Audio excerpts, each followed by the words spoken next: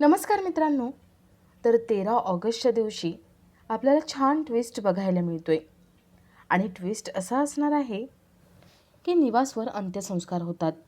घरातले सगळे खूप रडत असतात. एका बाजूला निवासवर अंत्यसंस्कार होतात आणि दुसऱ्या बाजूला सिद्धूला जेल होते. सिद्धूवर केस झालेली असते. दुसऱ्या दिवशी केसची सुनावणी असते. सिद्धूला वकील विचारतात, नेमकं काय झालं होतं? तुमच्या बंदुकीतली गोळीच श्रीनिवासला लागली होती का? सिद्धू म्हणतो, समोरून जयंत होता, त्याच्या हातात सुद्धा बंदूक होती. नेमकी गोळी कशी लागली, माझी लागली का काय, मला काहीच माहिती नाही. तेव्हा दुसरे वकील म्हणतात, जज साहेब, माझ्याकडे एक मोठा साक्षीदार आहे आणि त्यांनी बघितलं आहे की नेमकी गोळी कोणी झाडली होती. वकील साक्ष देण्यासाठी लक्ष्मीला बोलवतात. लक्ष्मी तिथे येते आणि वकील विचारतात की निवासला गोळी यानेच मारली होती का? लक्ष्मी होम सांगते. लक्ष्मी सांगते की मी बघितलं, तिथे जयंत नव्हता, तिथे फक्त हा सिद्धू आणि निवास होते. या सिद्धूने मुद्दामच निवासवर गोळी झाडली. लक्ष्मीच्या स्टेटमेंटमुळे सिद्धूला शिक्षा होते आणि त्यामुळेच लक्ष्मीने चुकीचं स्टेटमेंट दिलं. लक्ष्मीने पूर्ण माहिती करून घेतली नाही, त्यामुळे भावना रागवते आणि भावना आपल्या आईसोबतचे सगळे संबंध तोडून टाकते. आता आपल्याला मालिकेमध्ये 7 वर्षांचा लीप दिसणार आहे. पण या 7 वर्षामध्ये जे लक्ष्मी भावना यांचं नातं बदललं आहे, भावनाच्या मुली मोठ्या झाल्या आहेत, विश्वा जानू यांचं लग्न झाले, हे सगळं आपल्याला बघायला मिळणार आहे. तर या सगळ्याची सुरुवात ही अशी होती आहे की कोर्टात सगळे आलेले असतात. जानूचे वकील जानूची बाजू मांडतात आणि जयंतने जानूला जानूच्या घरच्यांना कसा त्रास दिला आहे हे सगळं जजसमोर मांडतात आणि त्याचे पुरावेसुद्धा सादर करतात. जयंतने फसवून निवासची सगळी प्रॉपर्टी आपल्या नावावरती करून घेतली. जानूला मानसिक दबावाखाली ठेवलं. जयंतने फ्रॉड केला. बँकेमध्ये सगळा मोठा घोटाळा केला. निवासचे पैसे वगैरे सगळे स्वतःच्या ताब्यात घेतले आणि आत्तापर्यंत तो जानूवर अत्याचार करत आला होता, हे सगळं काही ते वकील सांगतात. जज सगळं ऐकून घेतात आणि जानूचे वकील जयंतला जास्तीत जास्त शिक्षा झाली पाहिजे यासाठी अपील करतात. जज सगळे पुरावे वगैरे बघतात आणि आपला निकाल देतात. जज जयंतला 7 वर्षासाठी कठोर कारावास सुनावतात आणि कोर्ट तिथेच संपतं. जयंतला पोलीस घेऊन जात असतात. जानू पुढे येते आणि जयंतला म्हणते, बरं झालं तुला शिक्षा झाली, पण ही फार कमी शिक्षा आहे. जयंत, तू आत्तापर्यंत काय काय केलं ना, त्या सगळ्याचे पुरावे मी आणणार आणि ते सादर करणार आणि त्यानंतर तू जेलमधून कधीच सुटणार नाही याची सोय करेन. जयंत हसायला लागतो. जयंत म्हणतो, जानू, अगं मी जेलमध्ये जरी असलो ना तरी मला तुझा विसर अजिबात पडणार नाही. मी लवकरच परत येईन, तुझ्या आयुष्यामध्ये येईन. आणि हो, अजून एक गोष्ट, तुमच्या जवळच्या व्यक्तीचं एक मोठं सिक्रेट मला माहिती आहे. असं सिक्रेट जे तुमच्या कुणालाही माहिती नाही. त्यामुळे माझी एंट्री पक्की तुझ्या आयुष्यामध्ये. मी येणार, मी तुझ्या आयुष्यात पुन्हा येणार. तुझ्यापासून मी कधीच लांब राहू शकत नाही जानू, लवकरच येईन. इन्स्पेक्टर जयंतला घेऊन जातात.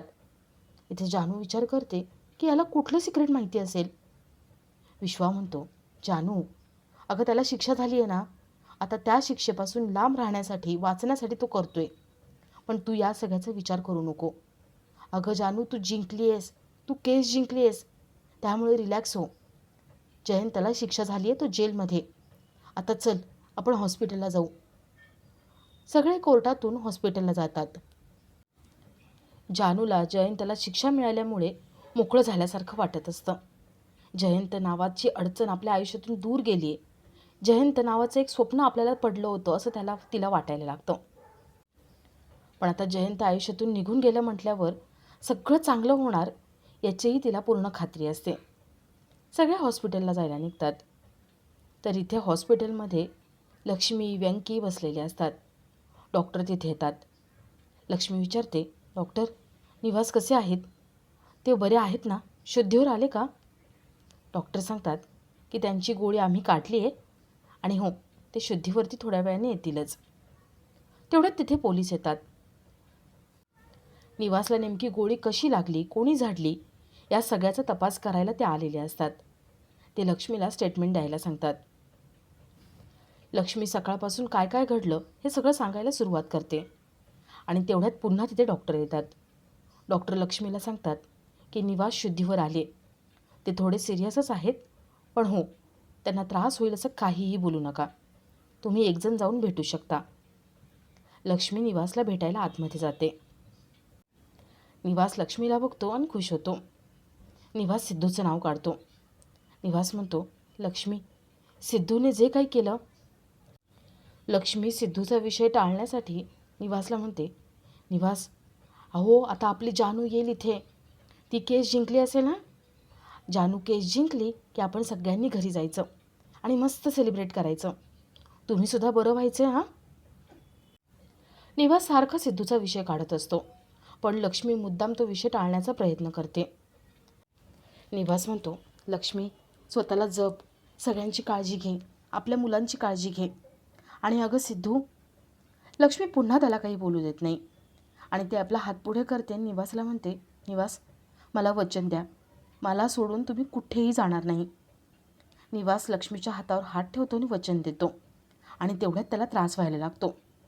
लक्ष्मी मोठमोठ्याने आवाज देऊन डॉक्टरांना बोलवून घेते.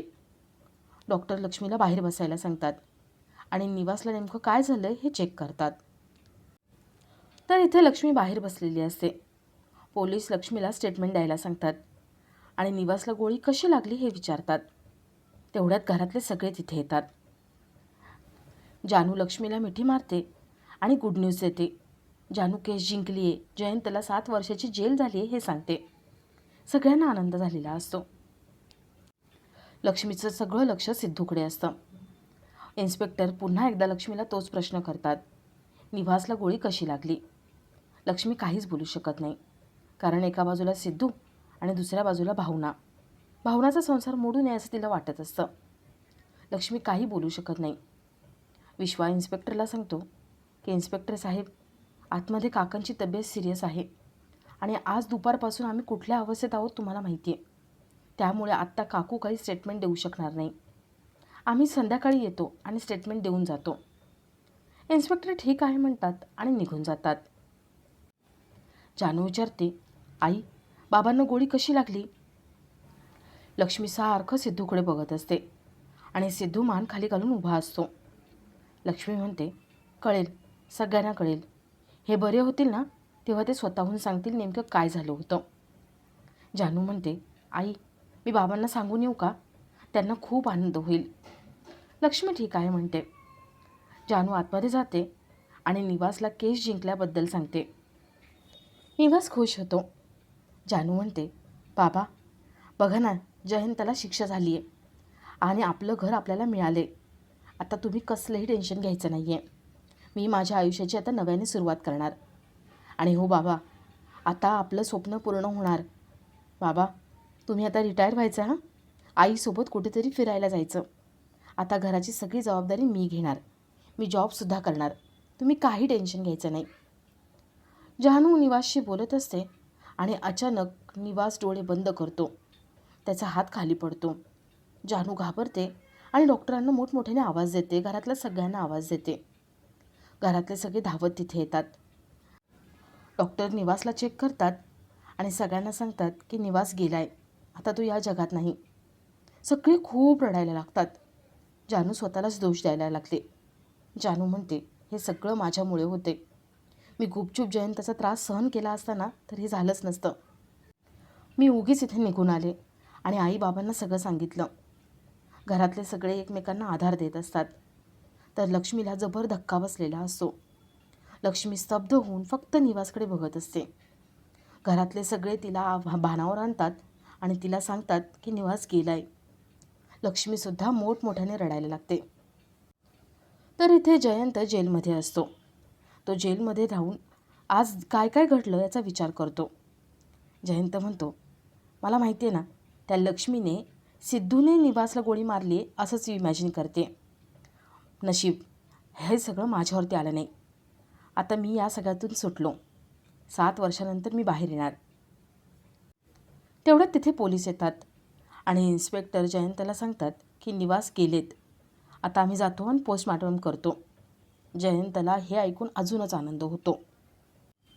तर इथे सगळे हॉस्पिटलमध्ये रडत बसलेले असतात आणि तिथे इन्स्पेक्टर येतात. इन्स्पेक्टर पुन्हा एकदा लक्ष्मीला तोच प्रश्न विचारतात. निवासला गोळी कशी लागली? लक्ष्मी आपला हात समोर करते आणि सिद्धूकडे बोट दाखवते. लक्ष्मी म्हणते, या सिद्धूने गोळी मारली आहे. माझ्या नजरेसमोर गोळी मारली आहे. भावना म्हणते, आई अगं तिथे जयंत असेल. सिद्धिराज कोणालाही गोळी मारू शकत नाही. लक्ष्मी म्हणते, नाही, मी बघितलं, तिथे कुणीही नव्हतं. हा सिद्धू आला आणि त्यांनी ह्यांच्यावर गोळी झाडली. मी सगळं बघितलंय. भावना सिद्धूकडे येते आणि नेमकं काय झालं ते विचारते. सिद्धू म्हणतो, मला काहीच माहिती नाही. मी तिथे होतो. मी जयंतला मारणार होतो आणि काका अचानक कसे आले मला नाही माहिती. मी जयंतवर गोळी झाडली आणि ती काकांना लागली, पण मला नाही माहिती. भावनाला सुद्धा शॉक बसतो. इन्स्पेक्टर सिद्धूला चौकशीसाठी घेऊन जातात आणि आपला आजचा हा भाग इथेच संपतो.